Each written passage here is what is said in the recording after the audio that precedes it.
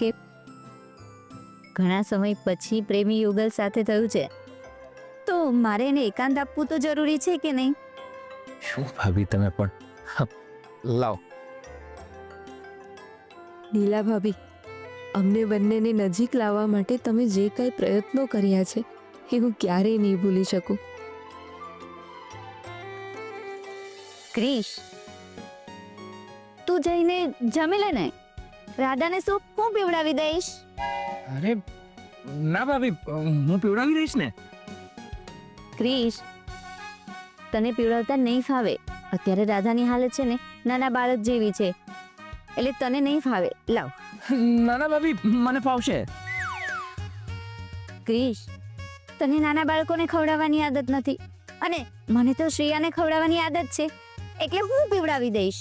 ભાભી, હવે હું રાધાને ખવડાવીશ ને તો મને ટેવ પડી જશે. ક્રિશ, અરે નહીં ભાવે મેં ક્રિશ. કીધું ને મને ફાવશે. નહીં ક્રિશ. ભાભી મેં કીધું. અરે તમે બંને કેમ ઝઘડો કરી રહ્યા છો? અરે જુઓ ને મમ્મીજી, હું રાધાને શું પીવડાવવાની વાત કરું છું ને ભાભી ના પાડે છે. માસી, મેં તો એટલા માટે ના પાડી કે ક્રિશને નાના બાળકોને ખવડાવવાની આદત નથી. ઠીક છે, લાવો સૂપ હું પીવડાવી દઉં છું. હા, તમે બંને જમી લો, હું રાધાને સૂપ પીવડાવી દઉં છું. જેથી છે ને તમારા બંનેમાંથી કોઈનું પણ મન દુઃખ નહીં થાય. અને હા, મને છે ને નાના બાળકોને ખવડાવવાની અને પીવડાવવાની બંનેની ટેવ છે.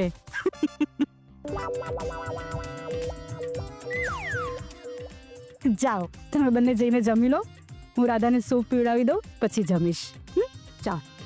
ઠીક છે. રાધા, ચાલો બેટા. જોયું ભાભી, આજે તમારા કારણે રાધાને જમાડવાનો ચાન્સ મારા હાથથી જતો રહ્યો. અને તારા લીધે મને મોકો ના મળ્યો. Very good. એક મિનિટ, સંભાળીને આવો, ધીરેથી સંભાળીને. માસી, મીતાફોઈ સવારના દેખાતા નથી, ક્યાં ગયા છે? એમણે પણ કંઈ ખાધું નથી. એની પેલી ફ્રેન્ડની ડોટર હતી ને, એ આજે ગુજરી ગઈ છે. ઓહ, હા, એટલે ત્યાં ગઈ છે. એ બિચારી એકલી છે, એટલે મીતાએ થોડા દિવસ ત્યાં જ રોકાવું પડશે. અરે હા નીલા, જમ્યા પછી મને યાદ અપાવજે ને, એના કપડાં એક બેગમાં ભરીને ડ્રાઈવર સાથે મોકલાવી આપવાના છે. ઠીક છે માસી.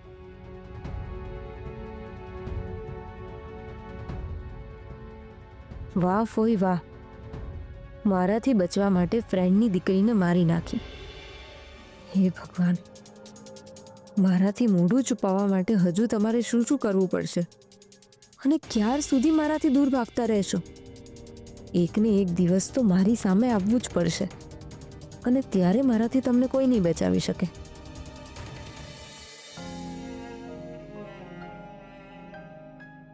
રાધા, ચાલો બેટા, મોઢું ખોલો. ચાલો, મોઢું ખોલો. ખોલો.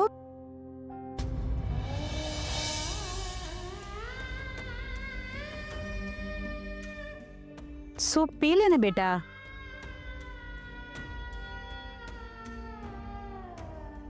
તમારું વાલ મારા પર વરસે એની હું અમેરિકામાં પણ રાહ જોતી હતી મમ્મી. હું બહુ નસીબદાર છું કે મને તમારા જેવા મમ્મી મળ્યા છે. રાધા, ચાલો ચાલો બેટા, મોઢું ખોલો જોઈ. ચાલો ચાલો, મોઢું ખોલો. ખોલો ખોલો. આ આ આ આ આ સરસ સરસ. ચલો ફરીથી, થોડુંક જ છે બેટા, થોડુંક થોડુંક. ચાલો.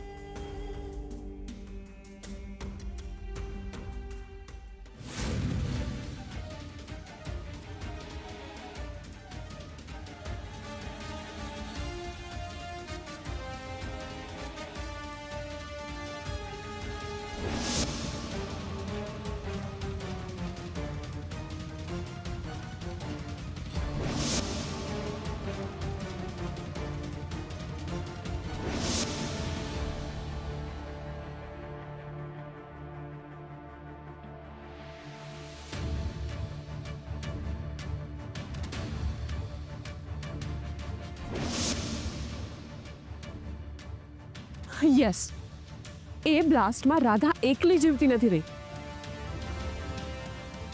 એની સાથે જે બે નર્સ હતી ને એ પણ જીવતી હશે.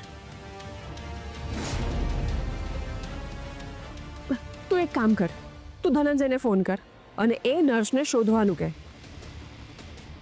એની પાસેથી આપણને બધી જ ઇન્ફોર્મેશન મળી જશે. ઓકે.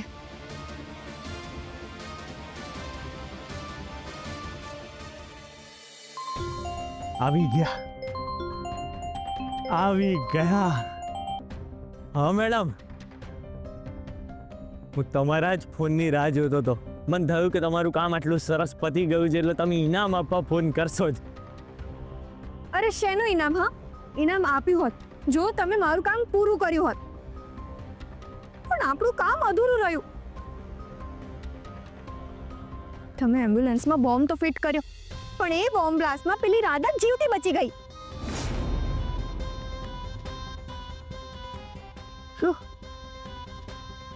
રાધા બચી ગઈ? અરે મેડમ, આ શક્ય જ કેવી રીતે બને? આટલા ભયંકર બ્લાસ્ટમાં કોઈ કેવી રીતે બચી શકે? શું બોલો છો તમે? એ એકલી નથી બચી, એની સાથે જે બીજા લોકો હતા ને એ પણ બચી ગયા છે. મેડમ, આ અશક્ય છે. અશક્ય, શક્ય જ નથી આ. એ જ તો મને નથી સમજાતું. પણ આ રાધા જીવતી કેવી રીતે બચી ગઈ ને એ હવે આપણે શોધવું પડશે. તમે એક કામ કરો, રાધા સાથે એમ્બ્યુલન્સમાં જે નર્સ હતી એનો ફેસ તો તમને યાદ છે ને? હા, યાદ છે ને. ગ્રેટ. તો હવે તમે એને ગમે તે રીતે શોધો અને મને કોલ બેક કરો. ભલે મેડમ, કરું છું. હું જોઉં છું. જાણે નર્સને શોધી કાઢી તો રાધા ઘરે સહી સલામત પાછી કેવી રીતે આવીને એનું રહસ્ય આપણે શોધી કાઢીશું.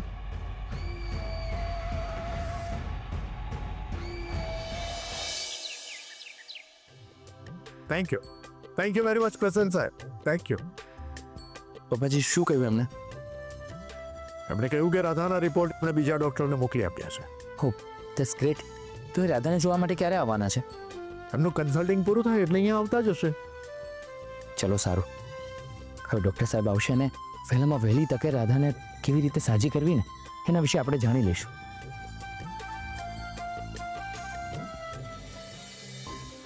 પણ ક્રિશ, રાધાની એમ્બ્યુલન્સમાં બ્લાસ્ટ કેવી રીતે થયો એ કંઈ જાણવા નહીં મળ્યું, એટલે મારું દિમાગ સતત ત્યાં જ જાય છે.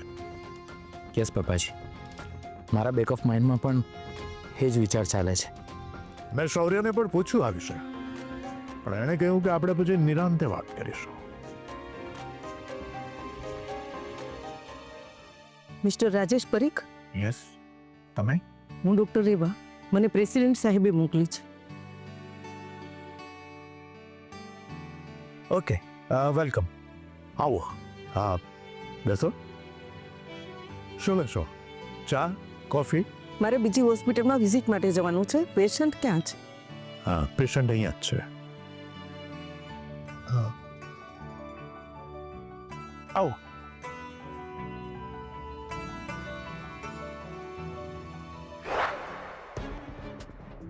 મમ્મી હા બેટા. માસી, ડૉક્ટર આવી ગયા છે. હે ભગવાન, શૌર્યભાઈએ પ્રેસિડેન્ટ સાહેબ સાથે વાત કરી હશે તો સારું, નહીં તો ડૉક્ટર ચેક કરશે તો એમને મારી હાલત ખબર પડી જશે. ભગવાન સંભાળી લેજો. પ્લીઝ. ડૉક્ટર, આ રાધા મારી દીકરી. ઓકે.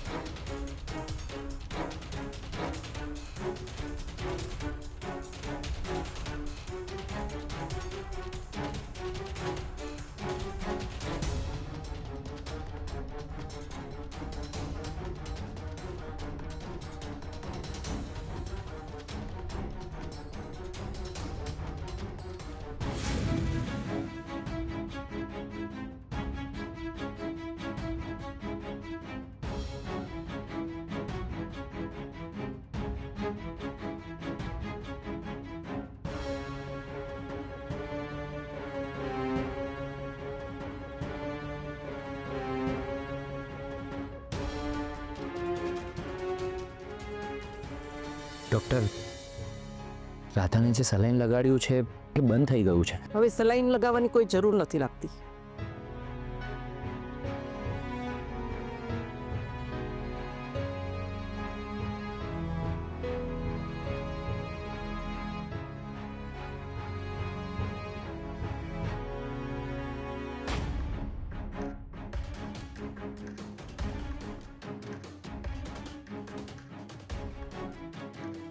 મારી પ્રેસિડેન્ટ સાહેબ સાથે બધી વાત થઈ ગઈ છે.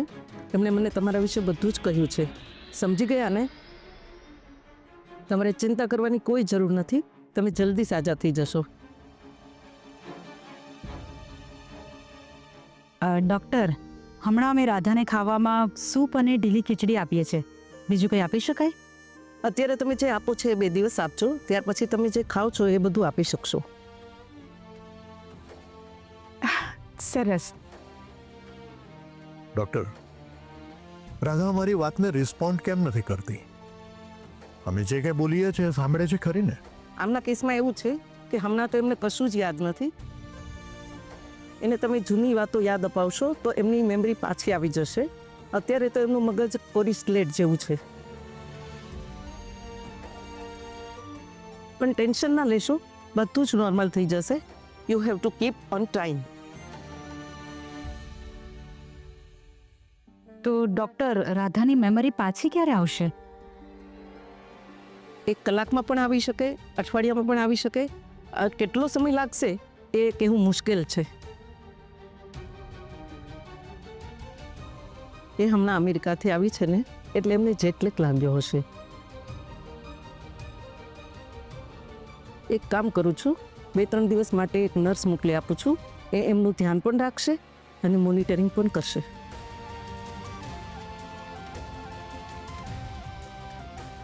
Okay doctor. ઓકે, ચાલો હું રજા લઉં છું. અને કંઈ પણ જરૂર પડે તો મને ફોન કરજો, તો હું આવી જઈશ. Thank you doctor. Thank you. Harshbhai,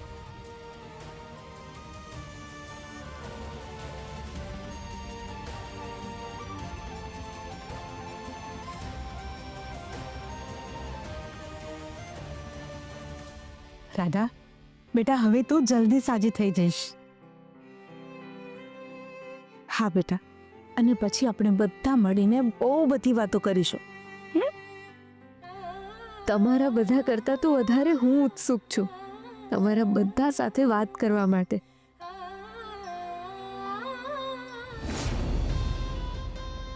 જ્યાં સુધી મને જાણકારી મળી છે ત્યાં સુધી એ બંને નર્સ આ દીનબંધુ હોસ્પિટલમાં જ કામ કરે છે. એટલે આવતી જતી તો અહીંથી જ હશે. હવે દેખાય તો કંઈક ખબર પડે.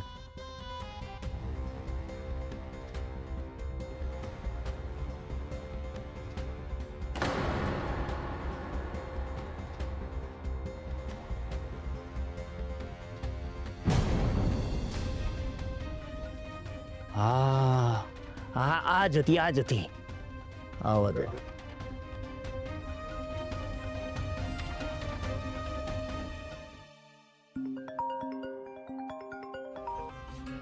હા બોલો, કોઈ ઇન્ફોર્મેશન મળી? મેડમ, મારી માહિતી મુજબ એ બંને નર્સ આ દીનબંધુ હોસ્પિટલમાં જ કામ કરે છે અને હું અત્યારે હોસ્પિટલની બહાર જ ઊભો છું. અને એમાંથી એક નર્સ અત્યારે મારી સામેથી જ પસાર થઈ રહી છે. બોલો શું કરું? એક કામ કરો, હું તમને એક એડ્રેસ મોકલું છું. એ એડ્રેસ પર કોઈ બીમાર છે અને એની સેવા કરવાની છે. એવું બહાનું કરીને એને ગમે તે રીતે અહીંયા મોકલી આપો. ગજબ મેડમ. ક્યારે આવવાનું કહું? રાત્રે 9 વાગ્યા પછી. હા, થઈ જશે મેડમ.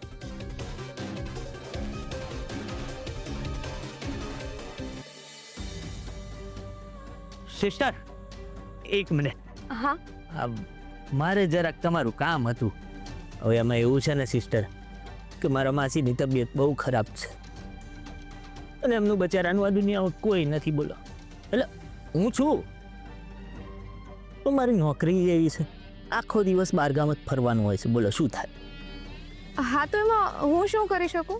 હા, હું કહું ને, જો હવે તમે સેવાનું કામ કરો છો બરાબર, દિવસે તો આ હોસ્પિટલમાં કામ કરો જ છો, તો રાત્રે મારા માસીને ત્યાં એમની સેવા કરો તો.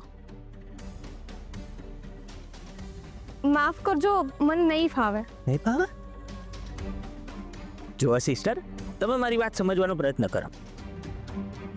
તમે કામ કરો ને, આજે અમને રૂબરૂમાં મળી લો. જો ફાવે તો હા પાડજો, ના ફાવે તો ના પાડી દેજો. આપણે ક્યાં જબરજસ્તી છે. અને સિસ્ટર, મેં સાંભળ્યું છે કે તમારા મમ્મીની તબિયત પણ કંઈક ખરાબ છે અને એમની સારવાર માટે પણ બધા બહુ રૂપિયાની જરૂર છે. સાચી વાત? એટલે જ મને થયું કે તમને જ પૂછી લઉં. અને ખબર છે, તમે તે દિવસ મને હું પડી ગયો તો એક્ટિવા લઈને આમ તમે મને ઊભો કર્યો હતો, હે ને? એટલે મેં કહું તમારું કામ થઈ જાય. અને મારા માસી છે ને, આમ સિંગના ફોતરા ઉડાડીએ ને એવી રીતે રૂપિયા ઉડાડે છે. તો તમને સારા એવા રૂપિયા આપશે, તમારું કામ થઈ જશે. અને એકવાર મળવામાં શું વાંધો છે? હા, એક કામ કરો, તમે એડ્રેસ લખી લો, હું લખાવું. હેડો. હા.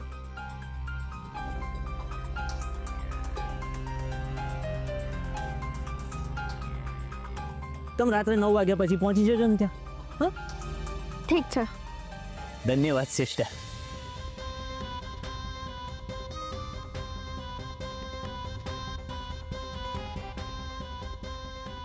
મારી બેટી પહેલા ના પાડતી હતી, રૂપિયાનું નામ દીધું કેવી તૈયાર થઈ ગઈ. સાચું કહેજો, રૂપિયાને તાલે બધાય નાચે. જો હું નાચી જ રહ્યો છું ને. હાલો ત્યારે, આજે તો રૂપિયાનો વરસાદ થવાનો છે.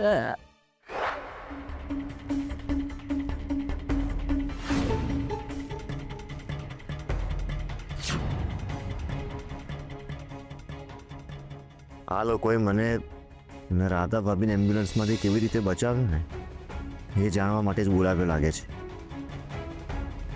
મારે સરખી વાર્તા બનાવવી પડશે, નહીં તો જો આરપી સર અને ક્રિશભાઈને સહેજ પણ શંકા ગઈ કે મીતાફુ અને કિયારાએ મળીને રાધા ભાભીની એમ્બ્યુલન્સને બ્લાસ્ટ કરવાનો પ્લાન બનાવ્યો હતો, તો બંને જણા તરત રિએક્ટ કરશે. અને જો એવું થશે ને તો રાધા ભાભીએ બનાવેલો પ્લાન એક્ઝિક્યુટ થતાં પહેલાં જ ફેલ થઈ જશે.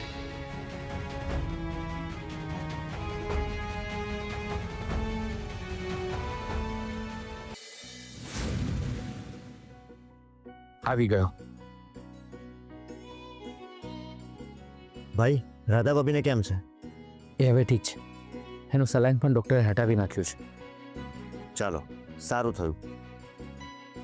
શૌર્ય, આજે રાધા જો સહી સલામત ઘરે આવી હોય ને તો એ તારા કારણે. આઈ એમ થેન્કફુલ ટુ યુ. અરે આરપી સર, આવું કહીને તમે મને પારકો બનાવી દીધો. હા, અરે હું રાધા ભાભીને મારા બહેન સમજુ છું, એટલે મેં જે કંઈ પણ કર્યું છે ને એ મારી ફરજ સમજીને કર્યું છે.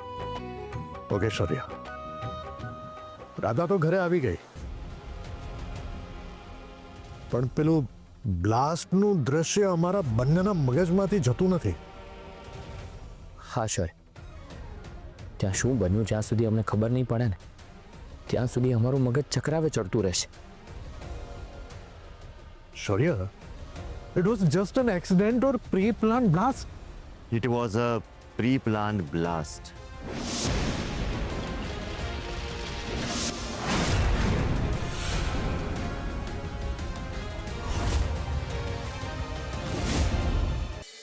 અરે આરપી સર, ક્રિશભાઈ, તમે લોકો આટલા ટેન્શનમાં કેમ આવી ગયા? મેં એટલું જ કહ્યું કે it was a pre-planned blast. પણ એ પ્લાન રાધા ભાભી માટે નહોતો કરવામાં આવ્યો, એ બીજા કોઈ માટે કરવામાં આવ્યો હતો અને ભૂલથી એમ્બ્યુલન્સ રાધા ભાભીને લેવા માટે આવી ગઈ. શૌર્ય, તું આ શું કહી રહ્યો છે? મને કંઈ સમજાતું નથી. હા પ્લીઝ શૌર્ય, શું થયું હતું એક્ઝેક્ટલી કે ને? તમે લોકો રાધા ભાભીને લેવા માટે એરપોર્ટ જવા નીકળ્યા ને ત્યારે મેં તમને કોલ કર્યો હતો, યાદ છે? હા યાદ છે. હવે એવું છે કે હું મારી એક જગ્યા છે ત્યાં રેગ્યુલર ચા પીતો આવું છું, અને એ જગ્યાએ ઘણા બધા પોલીસવાળા અને પ્રેસવાળા લોકો આવતા હોય છે.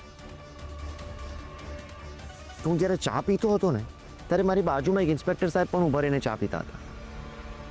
તેમને કોલ આવ્યો કે આજે એક નેતા આપણા શહેરમાં આવવાના છે,